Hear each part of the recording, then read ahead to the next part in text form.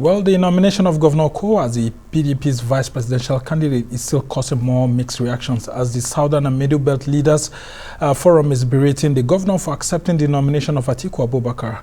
I'm now being joined by the National Publicity Secretary of the People's Democratic Party, Debo Ologunagba, to help us understand the issues in the main opposition. Welcome to the show. Thank you. Good afternoon.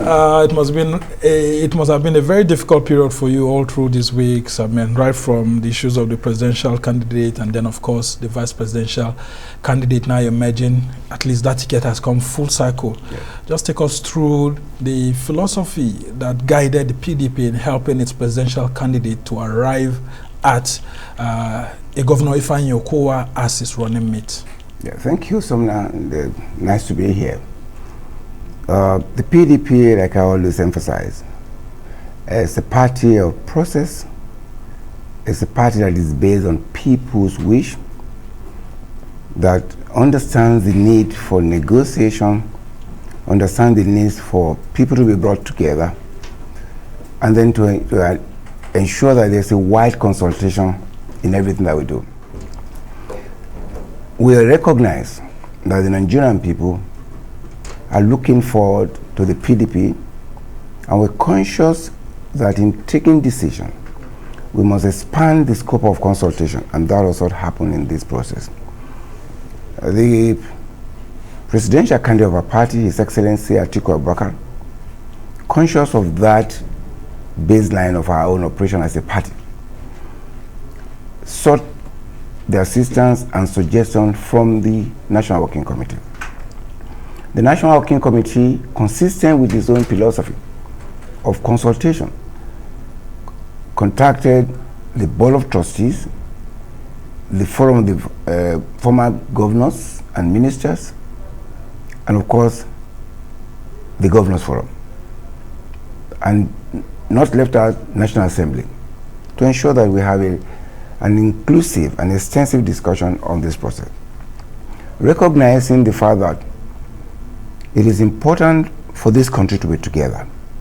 And the consideration, the only consideration, was the unity of this country, and secondly, the need to have a secured country where the security of the people and the welfare as expected of any responsible government. So those are the considerations majorly.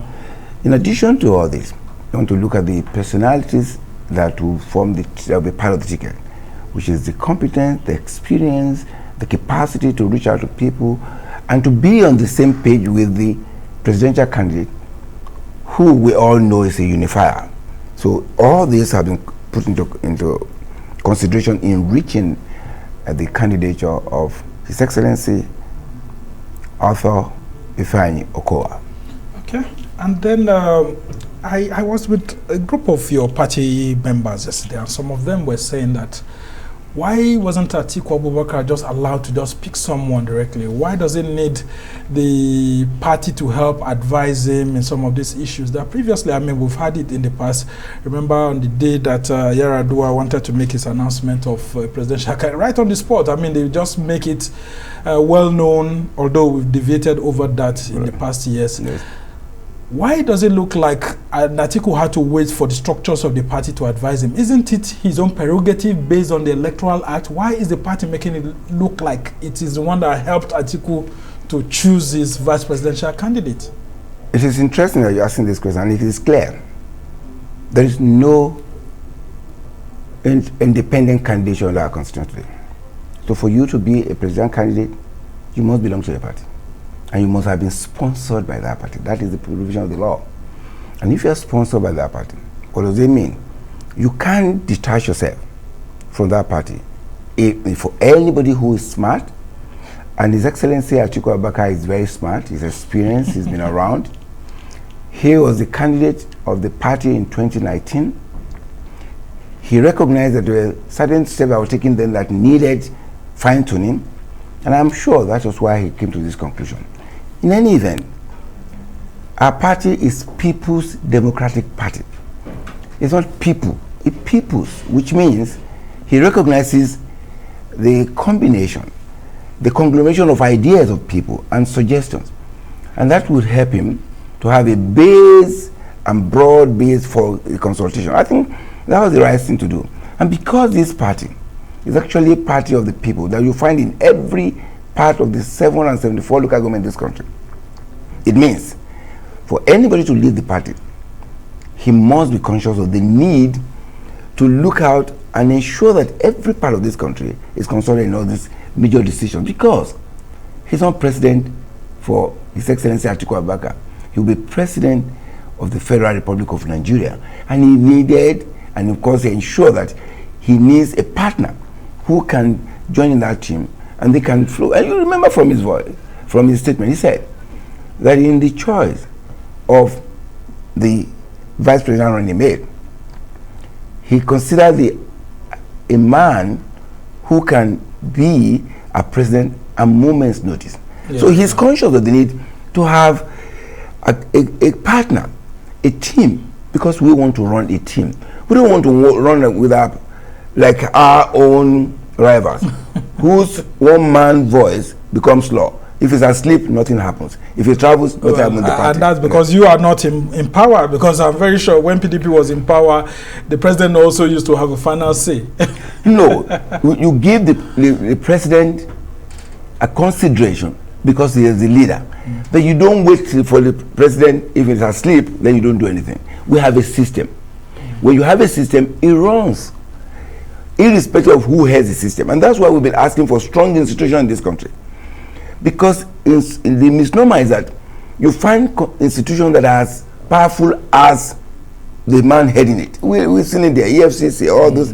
But when you have an institution that is strong and it can stand without whoever has it, that is when you have a strong democracy. That's what our party is. That irrespective of whoever is in charge, the party structured because we have processes, we have organs that we respect, and we allow them to meet. We have national convention that hosts as scheduled, so not on the whim and capital. In this instance, we can confidently say that it was Atiku's decision. Ultimately, ultimately, you see, this is a process, and I think we should understand this process. He has the prerogative, but he recognized that in exercising prerogative, you must be responsible. Okay. And that's what he has done, and that's what experience counts for. For His Excellency Atiku Abubakar, experienced politician, he's been around, he's a unifier, he knows every part of the country.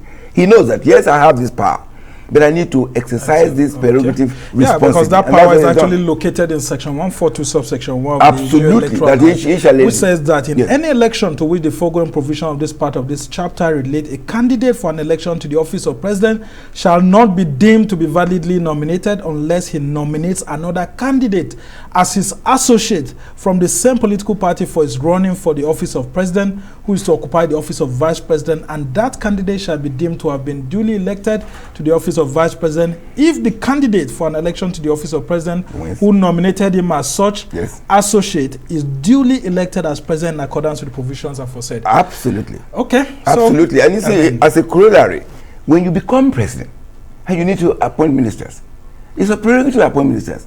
But for a smart, wise president, he would have to make consultation. And that's what has happened. And because you know this is an experienced individual, I keep mentioning that, His Excellency Atiku Abubakar is very experienced, savvy politician who knows that unifying this country is what he needs to do. Okay, so why do you now place that decision that we heard that there was a voting by the committee that was put in place to help in the screening of vice presidential candidate, and that there was a 16-3 voting, and that voting was in favor of Nyesom Wike? Well, again, let me come with this part. Number one, I wasn't a member of that committee.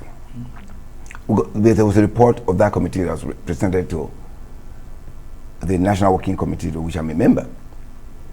In the report, there were no statement as to whether there was voting. However, the word used was that there was a majority of people who consider a particular, and they were rated in that order. However, the presidential candidate from the section of the Constitution just read out has a prerogative. What one considered was an advisory council. And when advice comes, apart from the advice, you can have other consideration, other information. And that is for the president candidate to decide, having regards to the constitutional provision that allows him to have a prerogative. But having consulted widely, I'm sure that in that decision, he must have considered all the issues, including those that he considers. And of course, because it is his prerogative, we should respect that. At his novel, that the president candidate had consulted the party, recognize that that is his base, that without the party, he can't be. And what we need to do is to bring everybody around and consider those issues. Ultimately, the decision is his, and the party respects that decision because he is the leader of the party. Okay, so he has finally arrived at one, and that decision is Governor Ifeanyi Okowa. Now, tell us about the healing process that the PDP is engaging upon at the moment, because we hear that Wike and some of his supporters are aggrieved, though we haven't heard of Udom Emmanuel. But how will the PDP reconcile, you know, these leaders, considering the role that Wike has played in the party over the years, and it looks like it's 2-0 against him at the moment? well, you are the man playing the game of football here. I don't think it's a 2-1. Because, or 2-0, as whatever you recognize it. But again, we must put in perspective. Governor Nyesom Wike is a phenomenon. He's a man of courage. He's a brilliant man. A man that we have come to know as Mr. Project. His energy is unparalleled. And you know, in this party, he had been an icon for PDP. At some point in this country, it is only him that you will seen as a beacon of hope for the party. And the party recognizes that. And we recognize that. And though I can say to you that the feeling, of course, when you contest, there might be disappointment, which is allowed. But I know him. If you recall at the convention ground, in his speech at the convention, he said something. He said, look, I'm a party man. Whoever wins the election tonight, if it is another person, I will support him. But if I am the winner and I emerge, I expect others to support me. That is the quintessential Governor Wike for you. That he believes in the party. And he knows that the party is beyond individual. However, the party must be conscious and be sensitive to the concerns of people. In that regard, this party, because I mentioned earlier, we're a party of process. We have organs, we have institutions, and we respect those institutions, because without it, the party will not stand. And that's why we have people who have left this party in the past. But the party remains, because it's an institution that endures beyond individual. And some of them are still coming back. Absolutely, even when they leave. Because they know that this is the party. Okay. Not the other one that is an SPD, and you know what I'm talking about. Well, special purpose vehicle. Very good, that's why I said so. And that's why you see that in liquidation right now, they can't do anything right. Well, the APC will answer you support that day, but not now. Okay. Okay, so what do you say about critics who say that Iyorchia Ayu's led the National Working Committee seems to be tilting towards Atiku so much? Do you think that Iyorchia Ayu as the national chairman is playing that mid role and is being seen that way? Or you think that these critics have some point that he needs to be in the middle more rather than being so much towards an Atiku as we head into the elections? Again, I mean, the role of the party chairman, decisions, I mean. Yeah, the role of the chairman is very critical. But I need to point it out that the chairman is not the party. And that should be established. The National Working Committee is a committee. The chairman is first among equal and is respected. Dr. Ayu is a respectable Nigerian. He's been around for a long time. He's been the Senate president. He's an academician in the university, a deep knowledge of politics. He's been campaign managers of campaigns. He's brought in government.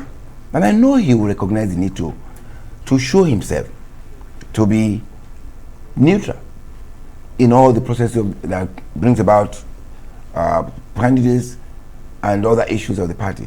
And I'm sure with his wealth of experience, he recognizes that role, and I think, I trust that he will be able to play that role effectively to ensure that, because you need that to be able to bring all contending forces, contending interests in the party together.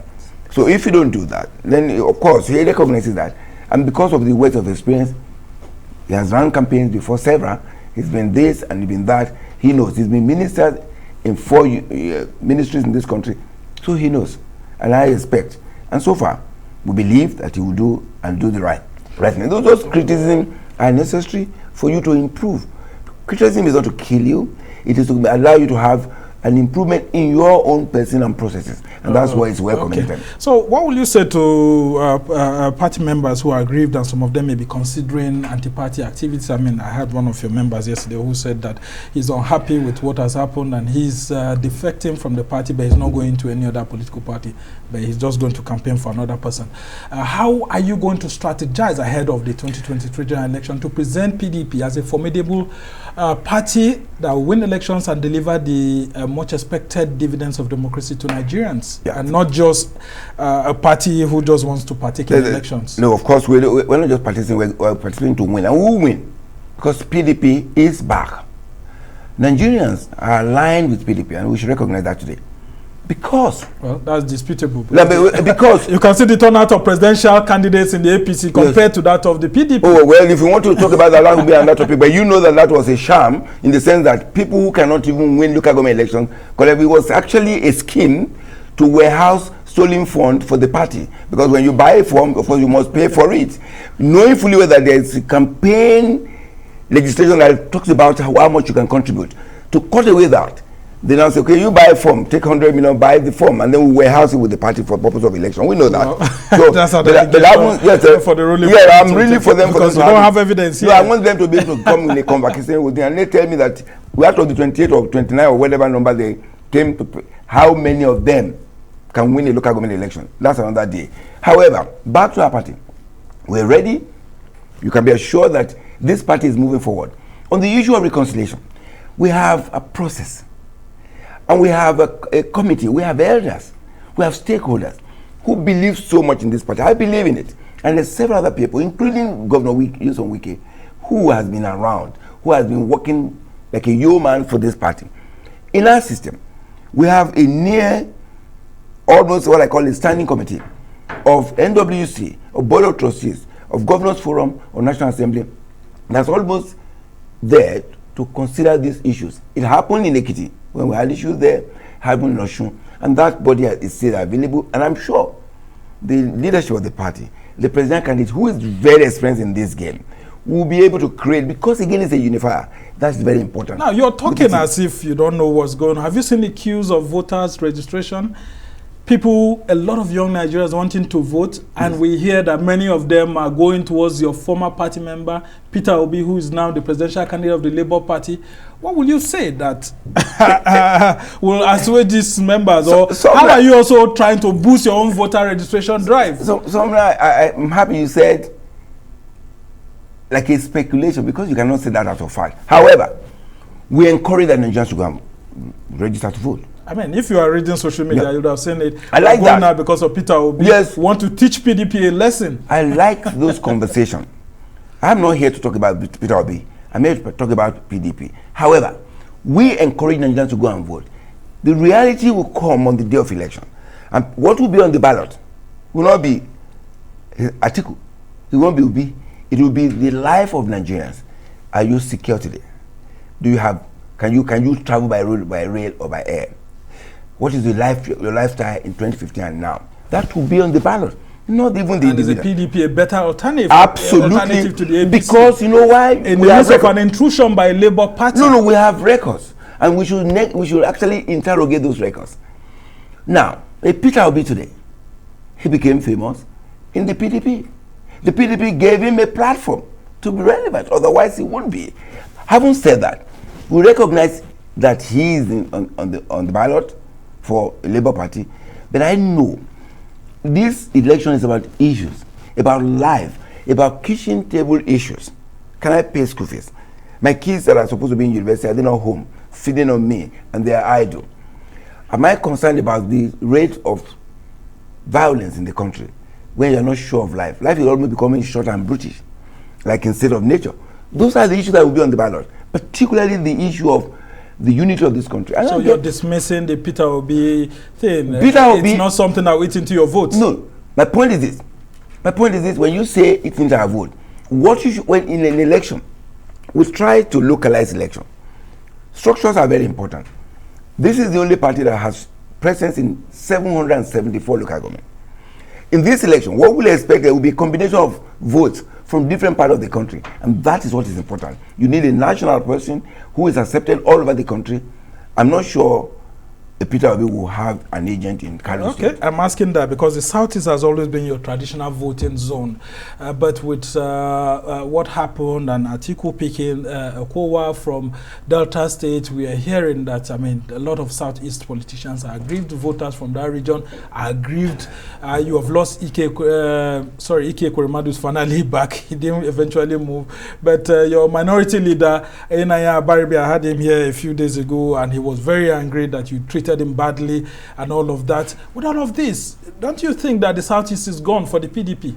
Again, I mean, I'm not going to say, because Southeast is not one person. Southeast is not one person. In any event, the Southeast has been a very strong supporter of the PDP, and they are still. Do they have concerns? Yes. Those concerns, I believe the party is looking into, and they must attend to it. And there's no doubt about that. And we are consciously making effort to that. I'm happy they just reference the Senator Ekweremadu, going back to it, because he knows that this is his house and this is the party. There's no other party in Nigeria. They are all conglomerates of other splinter groups of other parties, and including NMPP, led by another breakaway member of the PDP. So, but ultimately, the good thing that they will recognize that, wait a minute, yes, I might be aggrieved, which is recognized in politics. Yes, probably I was hasty in making decisions.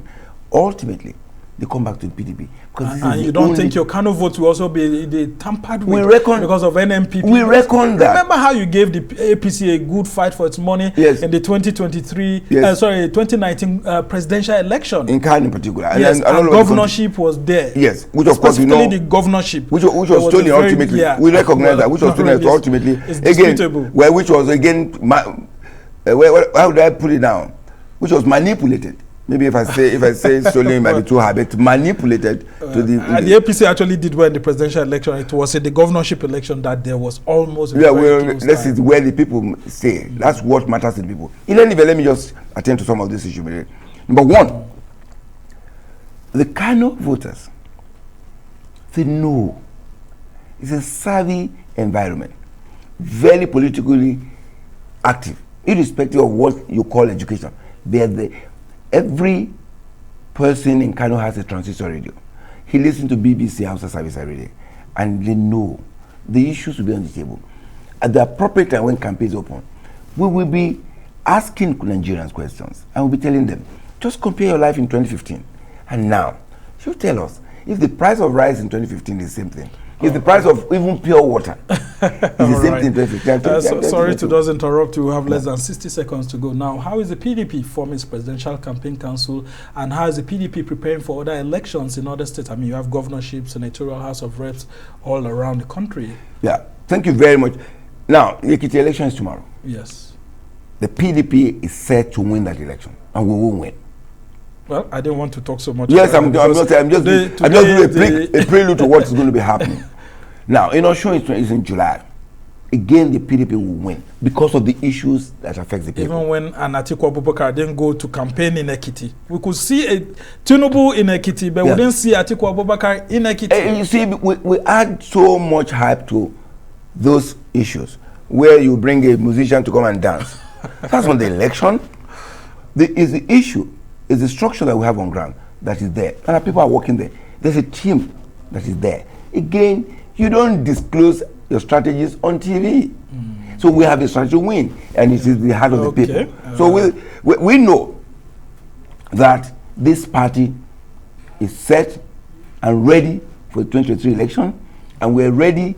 We know the enormous responsibility that this time has placed on us. We recognize the hope and aspiration of Nigerians, and we're not going to dash it. And that's why we have this team that will put together the presidential and vice presidential candidates. This is a solid team of experienced technocrats, so brilliant people, and we're sure is a winning ticket. I'm sure it is a winning ticket, and okay. Well, we must thank you because Nigerians will be listening to issues that they represent. A unifier, people that can provide security and the welfare of the country. We must thank you so much, Debo Ologunagba, National Publicity Secretary of the People's Democratic Party, a politician himself, and we can only wish you well in this, optimism that you're expressing here, and we hope that the electoral umpire will do the best to give Nigerians a free, fair, and credible election. Thank you for being on the show.